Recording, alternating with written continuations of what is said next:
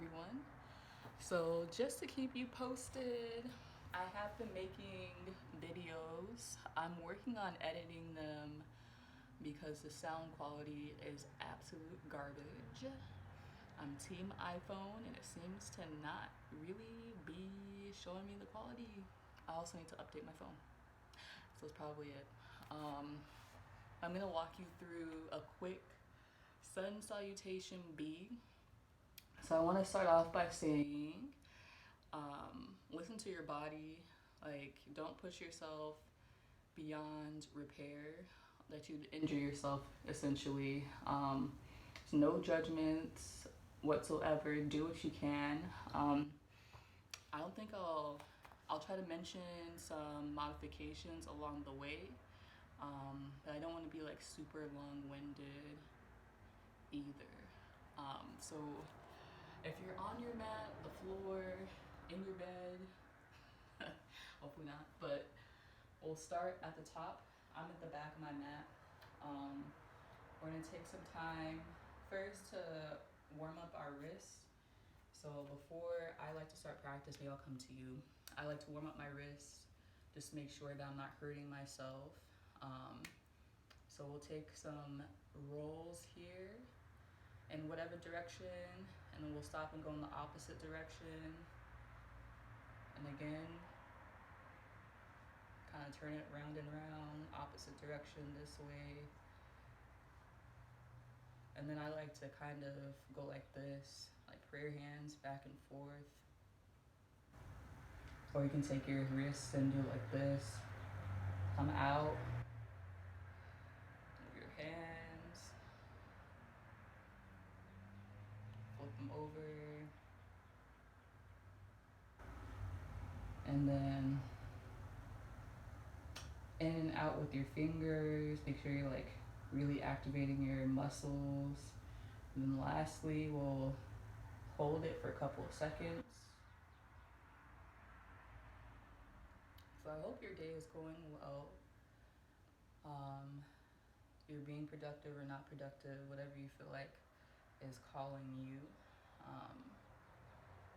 Definitely no pressure in whatever you choose. But hopefully this video helps as well. Okay, so we're gonna start at the, I'm gonna go to the back of my mat. We're gonna start in mountain pose. Mountain pose, we wanna make sure you're engaging your legs. So we do this by first making sure our foundation is solid. We'll lift our toes up, firmly plant them into the mat. Make sure that your weight is evenly distributed. Engage your thighs so you can knock on your thighs. Engage your core, shoulders down and back so you're not all the way up here but you're not slouched forward. Okay, we're gonna take a couple of breaths. I like to reach up when I'm breathing and then come down and exhale. Again, inhale, stretch, move to the side if you need to. You can exhale your air here, come down. And then one last time, inhale. And then we're gonna go into a forward fold. Exhale.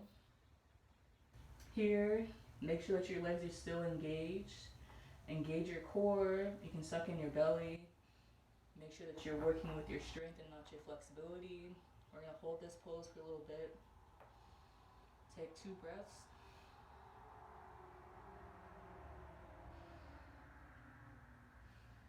Now we're going to inhale into chair pose. You can swan dive either direction. Some people just take their arms up. I'm just gonna go like this. Okay, so chair pose, you wanna make sure that you can still see your knees. So you're not like completely over your legs like this. But your knees are nice and stacked. You're engaging your legs. My legs are kind of shaking. Yeah. And then from the side, I can show you. So we're gonna take our feet into mountain pose as if we were doing mountain pose, and then lean back slightly where you can still have visuals to your toes, okay? And then put your arms up. If this is too much, you can come to prayer pose. until you get strength in your shoulders or you get more comfortable with the pose. So we're gonna hold this, we're gonna inhale again, and then exhale to forward fold one more time. Get comfortable, try to like breathe into the pose or like melt into the pose. We're gonna inhale and halfway lift like this. So again, forward fold, inhale, halfway lift. And then we're gonna exhale into downward facing dog. So a tip that I like to use that someone had given me, I think it's Lori, her name is Lori.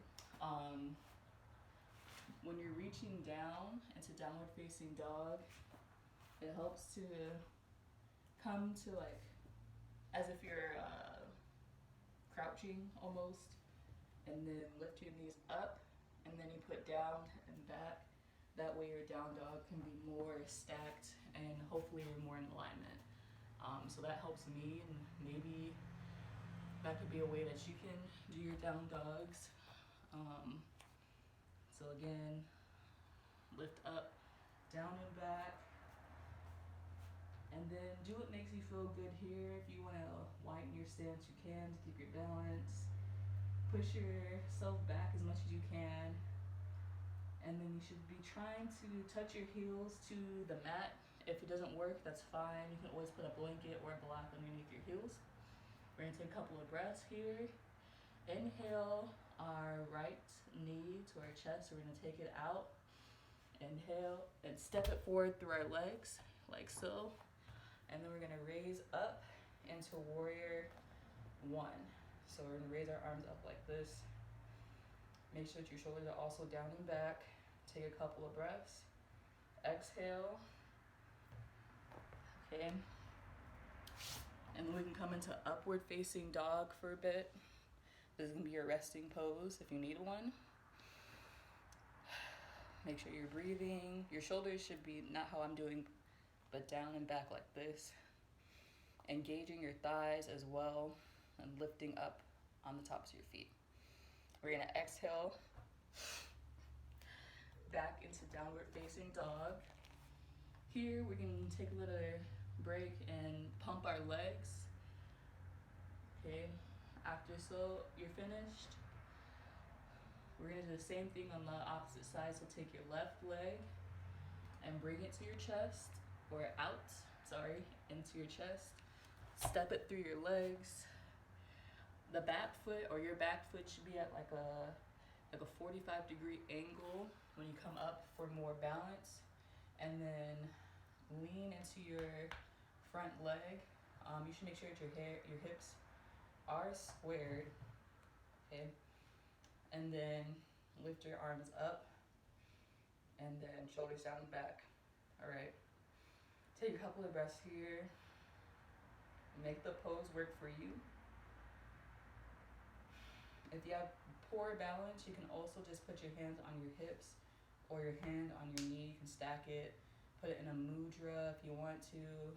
So let's say you do Kali Mudra on our knee. Exhale, come back down into upward facing dog.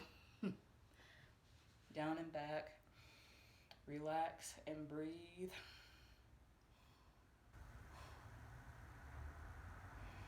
Okay, so now we're gonna take our feet, go into down dog, and then walk our feet up to our hands. And take another breath. I like to come into chair pose again for a couple of breaths. And then come back up, breathe, exhale, your hands to heart center, and that is your sun salutation B. So essentially when you are doing a sun salutation A, B, C, and I'm not sure if there's more, but I'm still learning. You want to do this 3 to 5 times so you can prep for your workout, your sequence to follow. or if you're at the gym, just like your workout in general, or this can actually just be your morning routine. It's up to you and how you want to do it. But if you continue on stretching, sorry, my boobs are like in your face.